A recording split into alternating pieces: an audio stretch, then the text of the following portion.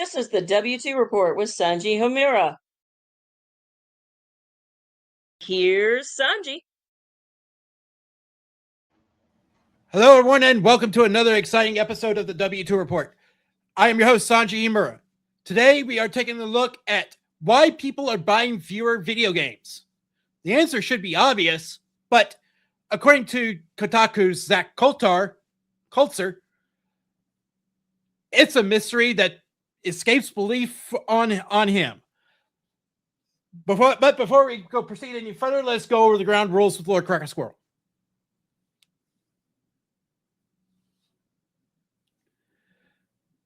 Hello.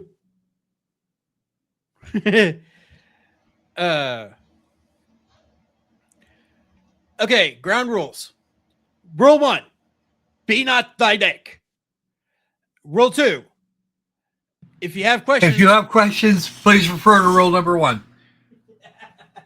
Sorry, the hardware mute got hit. I see. This mystery of people buying fewer video games needs an answer. What is that answer? Stop jacking up the prices at random. Start making games that are actually going to be fun and not, Concord or High Guard or any one of 1,000 others that have been released over the last while and a half. If you're charging, I will put up with a lot if you're only charging $5 for your game. If you want me to do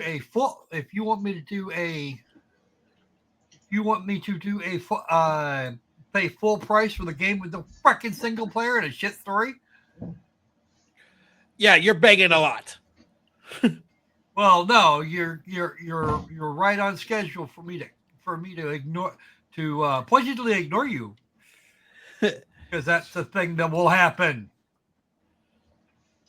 A general rule that AAA publishers seem to be forgetting is that in order for a game to be worth buying, it first has to be worth playing. Yes. Yes, that is correct. That is 300% correct. And if you have a problem with that, please refer to rule number 1 and 2. Beat up the dick. Of course, we're talking about Android Wilson here, and other such similar things. Mm-hmm. Bobby Butthead. Mm-hmm.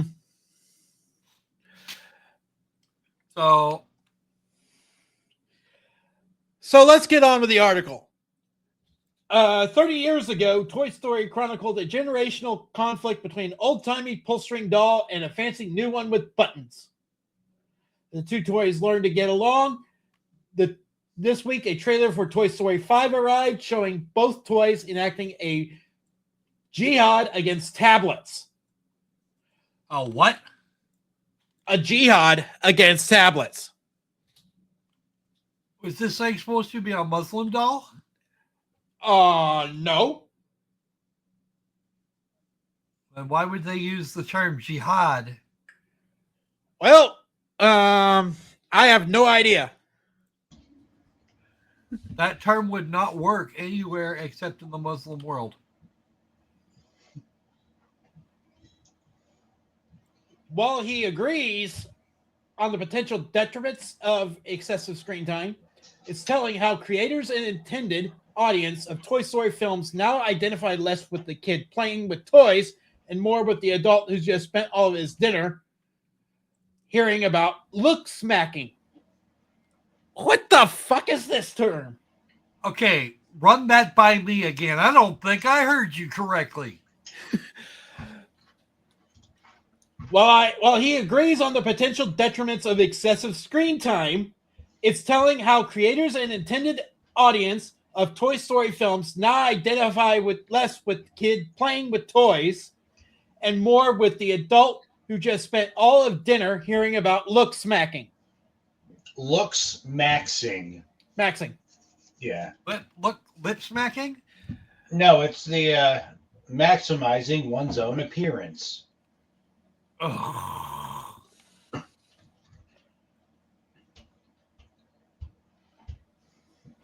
if you're a child who wants to watch a movie for children or an adult who wants to watch a movie for adults, you thankfully have options beyond Toy Story. Yes. The original Toy Story versus, I don't know, Demolition Man. Remember Demolition Man? Yes, I remember that. The Demolition Man. Yeah. Demolition Man. It was a Sylvester Stallone comedy. Because that's the way I saw it at the time. I go back and I watch it every once in a while, fall off. No, seriously, I do that. It's like Idiocracy. At the time, it was created as a comedy, but then over time, it became a documentary. I know, right? Actually, you know what? I've never seen that movie. We had to rectify that. Disrupted as it is, the Hollywood entertainment industry has a built-in ecosystem for demographics across all ages. Gaming still doesn't.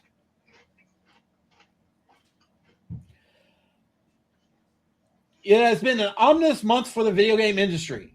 AI infrastructure is bodying the consumer technology world. Another multi-million-dollar live service game failed to meet its mark, while Sony appears to be rebuilding themselves entirely in that image. Not only is God damn it! Why are you trying to do that? That is just retarded. You make games for kids. You make movies for kids. You make movies for mom and dad. That is the way it's supposed to work. Mom and dad, or one or the other, will put up with a film for children's because children's like those. Okay, and at least then you know what sort of idiocy they're watching. Mm. You know that way, yeah. You know what idiocy they're watching, and you can go talk to them about it later if you feel like you need to, which I would anyway. But that's a me thing, right? And don't show them mom and dad films, or actually even then, depending on what the mom and dad films are. There are some of them you don't even let them know exist until they're at least 12, and you don't show them until they're 18. Not only is Microsoft focused on AI integration, but as he wrote this, the heads of Xbox abruptly announced their departure and replaced with reps from the AI wing of the company. Say what? Run that by me again? One more time. Not only is Microsoft singularly focused on AI integration, but as he wrote this, the heads of Xbox abruptly announced their departure and replacement with reps from the AI wing of the company. Oh, ow! Not good. Absolutely no good. No. We cannot have that. Wow. Even the robot engineers don't have faith in the robot revolution.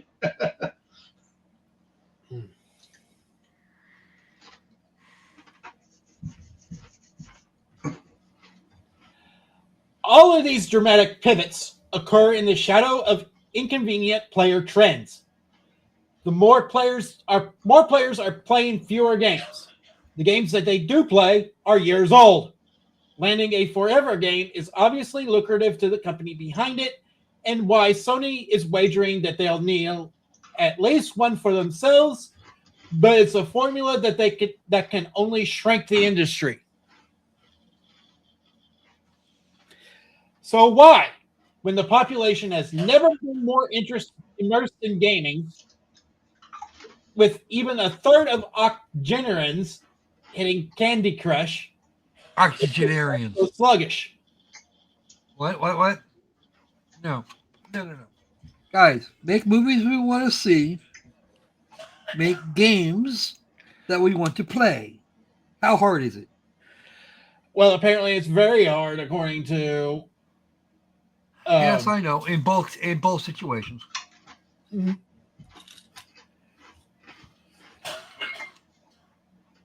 Tastes and preferences differ across demographics and geographies. Impassioned fans from European rail sim lovers to Latin fighting game communities make do when even larger industry doesn't provide.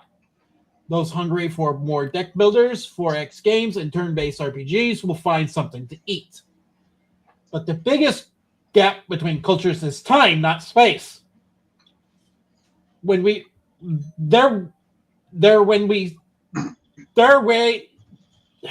I can't even read that correctly. There we see devastating stagnation. The youngest players are burning unsupervised hours in Roblox.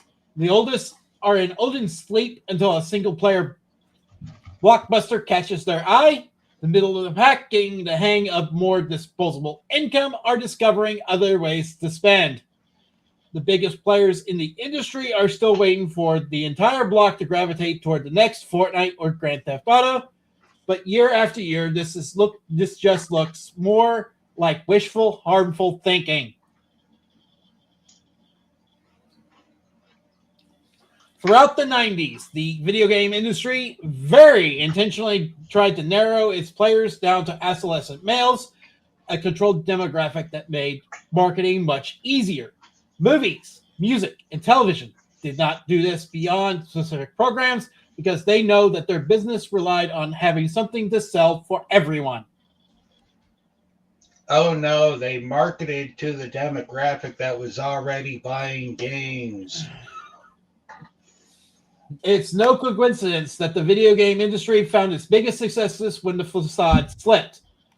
The Sims, Pokemon, and DVD capabilities of the PlayStation 2 were boomtowns, made up of people who previously did not see themselves as primary audience for games and gaming hardware. The biggest disruptors of the very last decade weren't fantasy RPGs or open world shooters, but Minecraft and Pokemon Go. Objection. Assumes facts, not in evidence. Further objections? Relevance? Oh, fuck, people. Come on. Gaming is starting to broaden its horizons, even if the dude focused marketing divisions remain entrenched for years.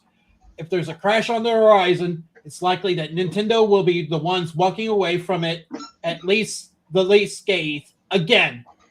Games like Mario, Zelda, Mario Kart are truly are widely beloved across generations, demographically pliable. The company has long since understood the importance of trying to redefine what the experience of playing a game can be.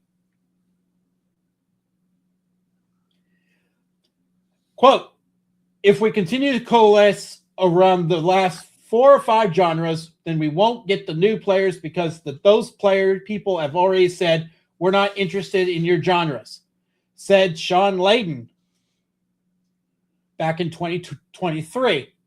Don't kid yourself to someone who said no to Call of Duty for the last 15 years is going to start suddenly saying yes to Call of Duty. It's worth mentioning that sales for Call of Duty, one of gaming's evergreen cash cows, slipped last year.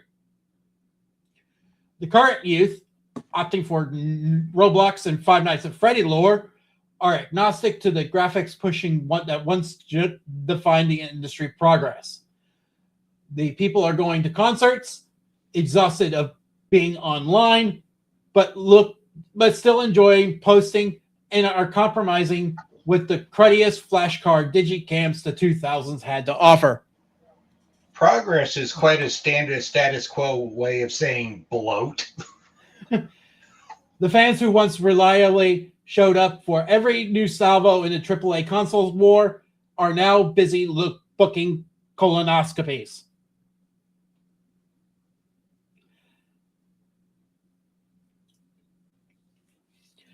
As gaming rigs return to the $6,000 range, the island of high-performance players will recede to the peninsula of 30,000 or so people who unironically have XXX in their username. The biggest gaming companies are placing unsustainable bets that rely on each one of these kinds of players showing up and subscribing to a singular vision of gaming. These are growing pains maturing at the worst possible time, but it's the result of intentional decisions, not inevitable fate. I think we're going to have a lot to say about this last paragraph. If this industry wants a future for itself, it needs an ecosystem that everyone can participate in for the long haul, from the first steps to 1 foot in the grave. That requires... You know what? I'm going to sound a little elitist here as a member of the PC Master Race. Thank you, Yahtzee, for that particular name. Mm-hmm. And yes, in some cases, I really wish you had named us something else. Mm-hmm. People with proper computers, perhaps. The ecosystem doesn't need to adapt to the gaming companies. It do not. And the idea of least common denominator never works right. It's player choices. Well, okay. Those are our choices. We get to make them. And if you have a problem with it, you can bugger off. Well, the problem is also that these gaming companies want control over every little thing that we do and what we spend money. They don't get it. They don't get it. They don't get to tell me what's coming out of my wallet or going into it. They don't. Mm-hmm. The gaming companies also don't get to determine what hardware we buy.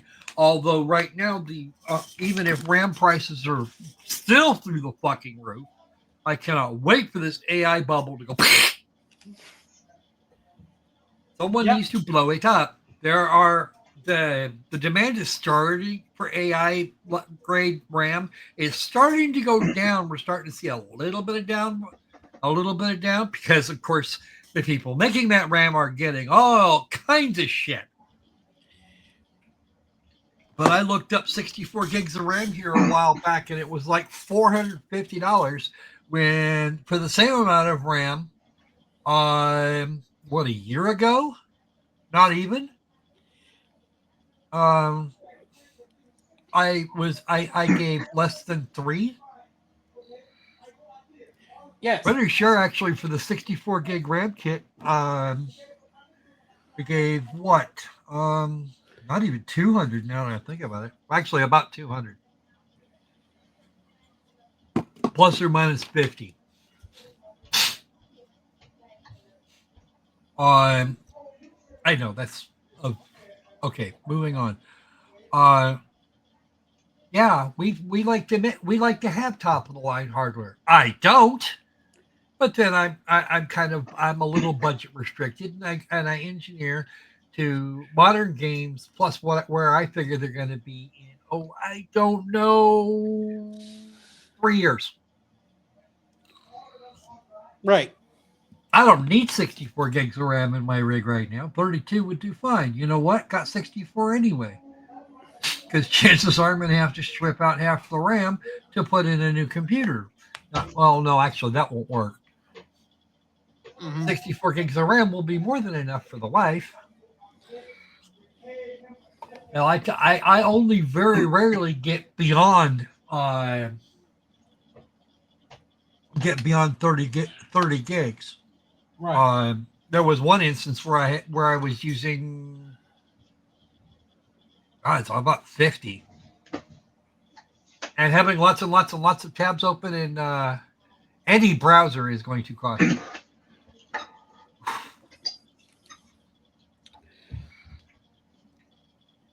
Well, unfortunately, this is the part of the program where we have to wrap it up. Yep. I have been Sanji Himura. Thank you for watching the W2 Report Shorts. Well, shorts for us, anyway. If you do like this kind of content, please give this video a thumbs up. Subscribe if you haven't. And we will see you on Tuesday's cycle, where we will discuss the gaming news without the echo chamber. Ooh. I have been Sanji Himura. Thank you for watching, and beware, the tax man cometh. Hello, folks. This is Morgan Freeman. This concludes our broadcast day. I'm Morgan Freeman. Good night.